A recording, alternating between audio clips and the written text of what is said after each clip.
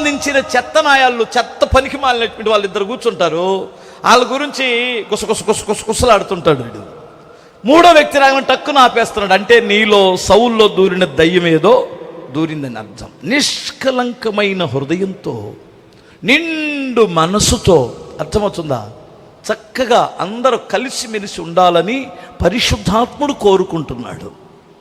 భూమి మీద నీకు ఎవ్వడ శత్రువులు ఉండకూడదు, అందరితో కలిసిపోవాలి. హల్లెలూయా. ఎలా కలిసిపోవాలంటే 2 చేతులు చెప్పగలరా? ఉప్పు, మీరు లోకమునకు ఉప్పై ఉన్నారంటారు. ఉప్పు ఏం చేసింది చెప్పండి?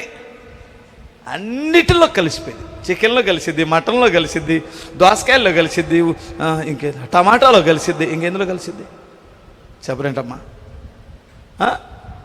వంకాయలో కలిసిద్ది, చేపల్లో కలిసిద్ది, అన్నిటిలో కలిసిపోయింది.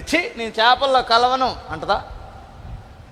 చూసారు, అన్నిటిలో చొచ్చుకొని పోయేది ఏంటి చెప్పండి? ఉప్పు.